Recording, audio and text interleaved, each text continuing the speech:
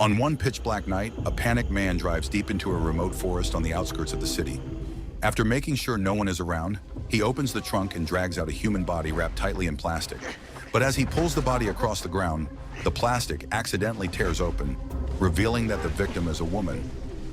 The next morning, news breaks that a woman has gone missing, and the story quickly becomes the headline across the entire city. The missing woman is Jin Seok, a 30-year-old widow and single mother. But this is not the first disappearance in recent months. Over the past 3 months, 2 other widowed single mothers have also vanished without a trace, leaving their children behind. Investigators eventually discovered that before these women disappeared, they had all been in contact with a dangerous cult. But with very little evidence and almost no solid leads, the police are unable to close the case. In the end, the disappearances become cold cases that remain unsolved. This is Only God Knows Everything. Then, the story jumps 13 years later. Heavy rain pours down as a young man stands outside a church, smoking quietly. His name is Young Do-woon, and it turns out his mother was the woman who disappeared 13 years ago.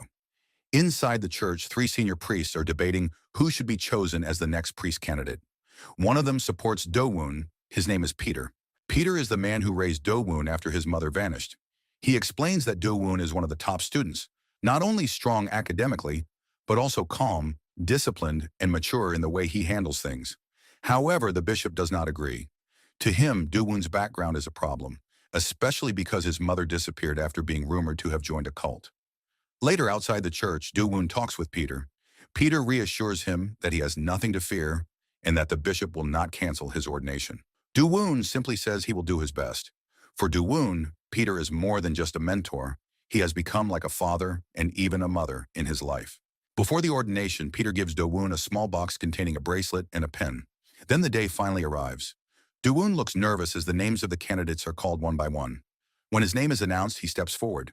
And now Young Do-woon has officially become a priest. His first assignment is to serve at a small church on the outskirts of Seoul. The story then shifts to a woman named Detective Yoon. She is on the phone with her colleague, discussing the recent missing persons cases.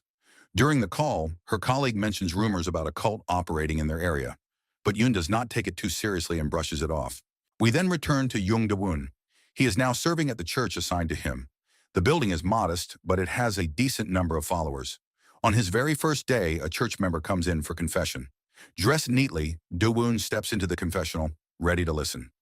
Inside, the man introduces himself as Lee Kang-tae. He immediately brings up the recent missing persons cases. Kang-tae claims that he knows the truth behind those disappearances. Not only does he know who is responsible, but he also admits that he was involved. Hearing this, Do-woon is caught off guard. Before Do-woon can respond, Kang-tae suddenly breaks down. He is overwhelmed with guilt and regret. He admits that he has killed someone. Then he begins to recite something that sounds like a ritual, describing acts involving blood and sacrifices, as if he had no choice but to carry them out. Confused, Do-woon tries to understand what it all means. But then Kang-tae mentions a name, Jin Seok. The moment Do-woon hears that name, he freezes. But before he can process it, Kang-tae suddenly rushes out of the confessional. Do-woon immediately chases after him. He spots Kang-tae turning a corner not far away and quickly follows. The reason Do-woon is so shaken becomes clear. Jin Seok is his mother. As he runs through a narrow alley and reaches an intersection, he is about to continue the pursuit, but a car suddenly blocks his path. By the time it moves, Kang-tae is gone. Frustrated, Do-woon returns to the church. In the hallway, he runs into a nun who had been looking for him. At that moment, he remembers that confessions at the church are recorded in a registry. Hoping to find a lead, he asks the nun about the man who just came in.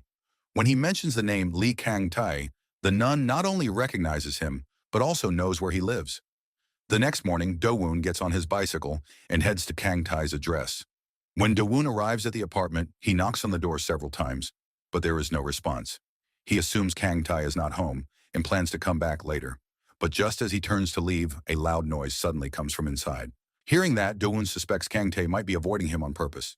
He heads around to the back of the building to check. As he approaches the window, he catches a glimpse of someone quickly leaving the room. He assumes it is Kang-tae. Desperate to find answers about his mother, Do-woon stops caring about boundaries. He opens the window and climbs into the apartment. Once inside, he notices a strange symbol marked on a bedroom door. He enters and finds Kang-tae lying on the bed. He calls out to him, but there is no response. When he gets closer, he is shocked to see foam coming from Kang-tae's mouth. Kang-tae is still breathing. Without hesitation, Do-woon starts giving first aid. After a few tense moments, Kang-tae begins to respond. But just when it seems like he might recover, he suddenly coughs up blood. Realizing something is seriously wrong, Do-woon rushes him to the hospital and reports everything to the police. While waiting at the hospital, Detective Yoon arrives and immediately questions him about what happened. Do-woon does not hide anything. He explains why he went to the apartment, saying it was because of a confession Kang-tae made.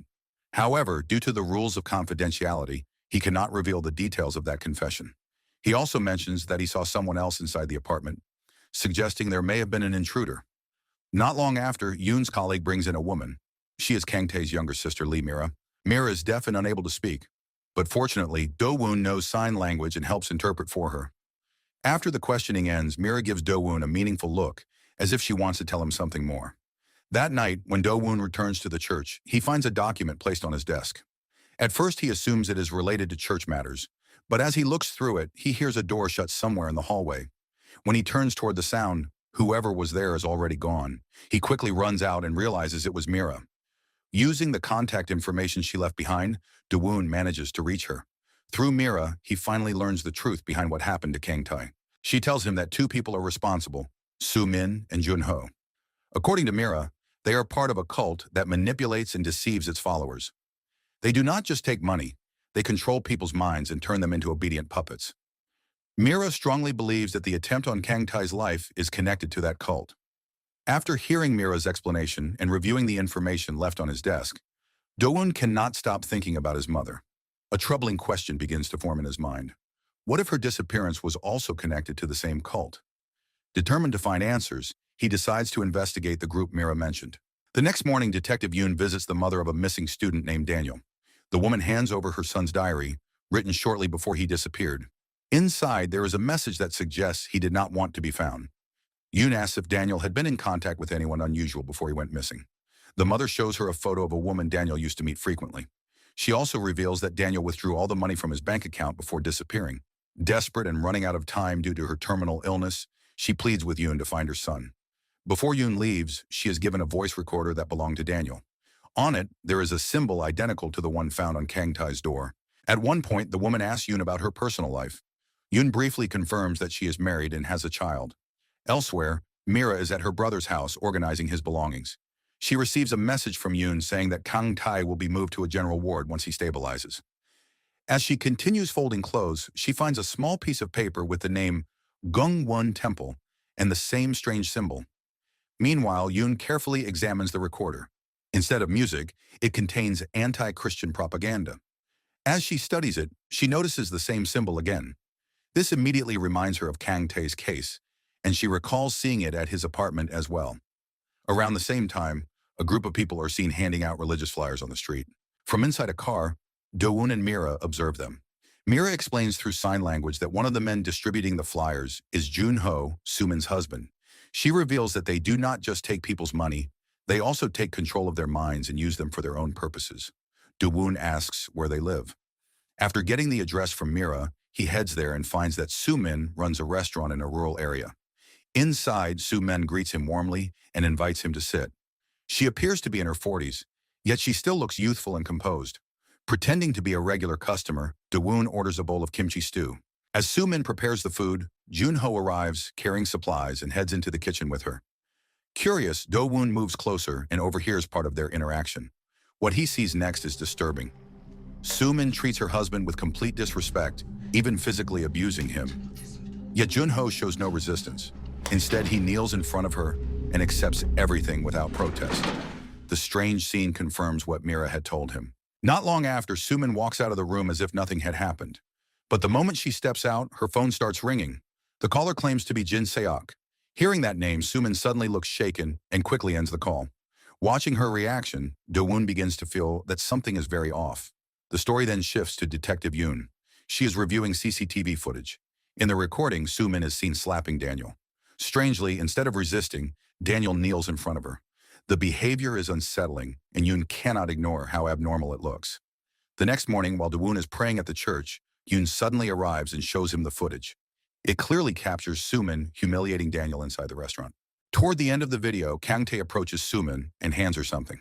The way both of them behave, respectful and submissive, reminds Do-woon of what he witnessed the night before. Later outside the church, Yoon and Do-woon sit down to eat and talk. Yoon tries to learn more about Kang Tae's confession, suspecting it may be directly tied to the missing persons cases. But Do-woon refuses to share the details. It is not because he does not want to help, but because he has sworn to protect the confidentiality of confession. Not long after, Yoon receives a call from her colleague. He tells her about a case from 13 years ago that closely matches Daniel's situation. It involved a mother who went missing, leaving behind her teenage son. As her colleague continues explaining, mentioning that the boy had been seriously ill and his mother had turned to religion for help, Yoon suddenly cuts him off. But before the call ends, her colleague reveals the name of that boy. It is Yoon Do-woon. At that moment, everything clicks for Yoon. She finally understands why Do-woon has been so guarded about Kang Tae's confession. She immediately heads back to the station and pulls up the old case files related to Jin Seok's disappearance. As she reviews them, she discovers 3 other cases that follow the exact same pattern as both Jin Seok and Daniel.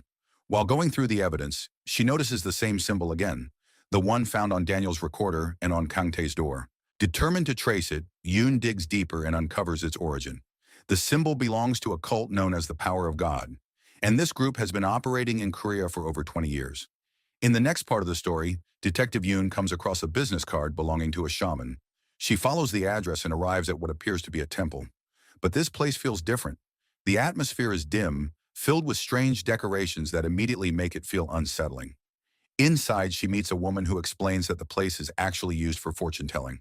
The shaman here is a man named Jae. To get closer to the truth, Yoon pretends to be a client. She enters the room and meets Jae.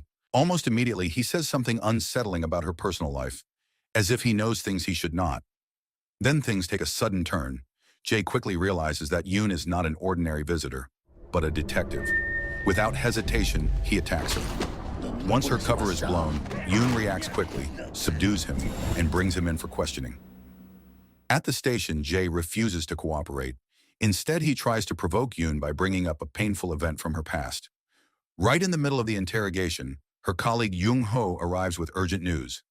A body has been found in a forest near the temple. The victim is Jin Seok. When Do-woon is told that his mother has been dead all along, he feels a deep sense of disappointment, but not complete shock. What truly disturbs him is the cause of death. Her throat shows signs of being cut with precision, suggesting a professional hand. The investigation now points to a disturbing pattern. All the missing victims had been drawn into the same cult, and many of them had crossed paths with Jae before they disappeared. Yoon then asks Do-woon about his past.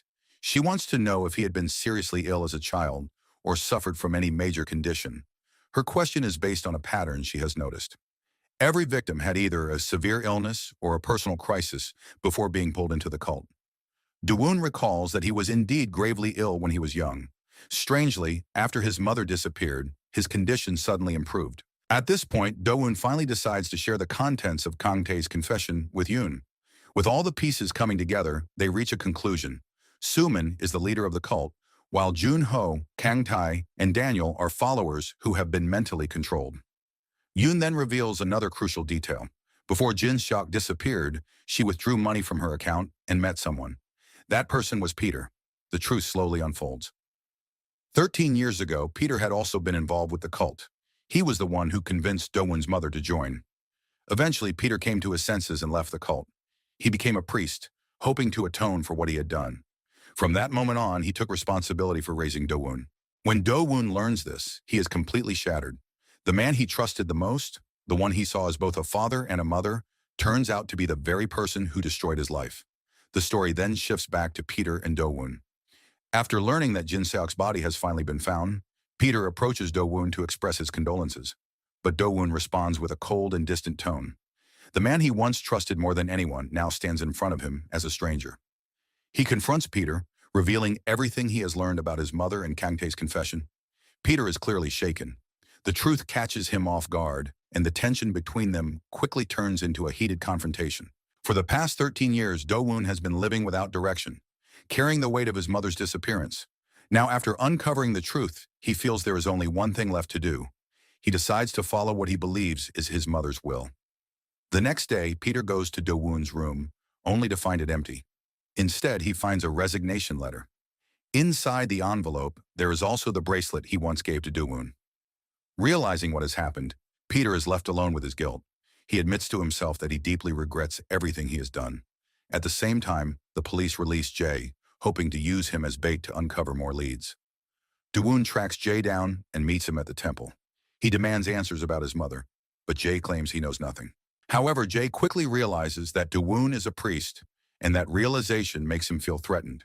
He suddenly attacks, but Dune manages to overpower him. Now with the upper hand, Dune presses him for the truth about the people responsible for his mother's death. At this point, Jay gives up. He agrees to help, but first reveals something shocking. He is dying. Jay is suffering from terminal cancer, and he knows his time is running out. That is the reason he joined the cult in the first place. He believed it could cure him. But as his condition worsened, he finally realized that everything Sumin promised was nothing but lies. In the end, Jay decides to help Dune, hoping to atone for his sins before he dies. That night, Sumin arrives at the temple with her husband and Daniel, who appears disoriented and completely under her control. She continues manipulating Daniel, convincing him that his actions will bring him money and cure his mother's illness. Inside the temple, Sumin meets Jay. To keep his cover, Jay introduces Dune as someone who will assist him. At the same time, Mira manages to sneak into Sumin's restaurant, searching for something important. Back at the temple, the situation grows tense. As Jay prepares to carry out another ritual involving Daniel, he hesitates. Seeing his doubt, Sumin mocks him without hesitation. It is finally revealed that Jay has been acting as Sumin's executioner all this time. He believed that carrying out these acts would cure his illness, but instead of getting better, his condition only worsened.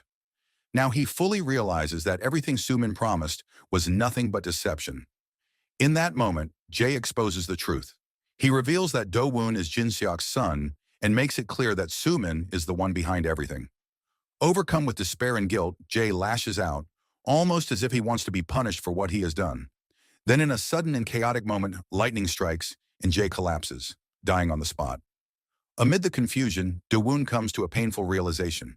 His mother had also believed in Sumin, hoping to cure his illness. That truth hits him hard. As he confronts Sumin, she responds with violence and attacks him, leaving him injured. Realizing that everything is being recorded on a phone, Sumin becomes furious. In response, Dune tries to perform an exorcism on her, hoping to break whatever hold she has over the others. But instead of snapping out of it, Sumin grows even more aggressive. Then something unexpected happens. Junho's son, who has been seriously ill for a long time, begins to react. Dune's words seem to reach him. That moment becomes a turning point. Junho finally wakes up to the truth. He realizes that everything he has done under Sumin's influence was wrong. Overwhelmed with guilt, he turns on his own wife and kills her, believing it is the only way to atone for his sins.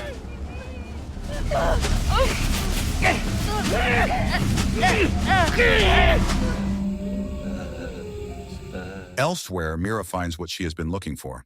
It is a record book containing the names of the cult's members. But before she can leave, two men suddenly appear and attack her. Fortunately, Detective Yoon and her partner arrive just in time and manage to take them down. Inside, they discover a child foaming at the mouth, clearly another victim. They rush him to the hospital and thankfully, he survives. The record book reveals something horrifying.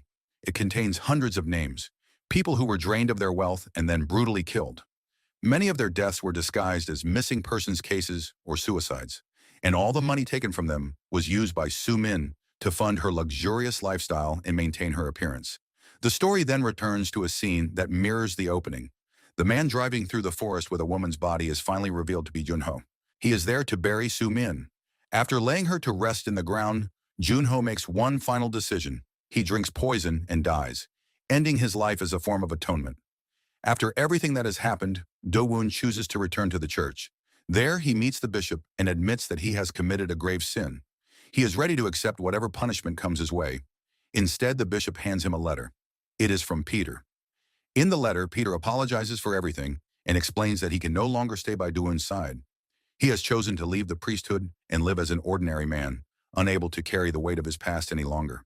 He even asks Dune not to forgive him. At the same time, he leaves one final message. He hopes Dune will continue on as a sincere and wise priest.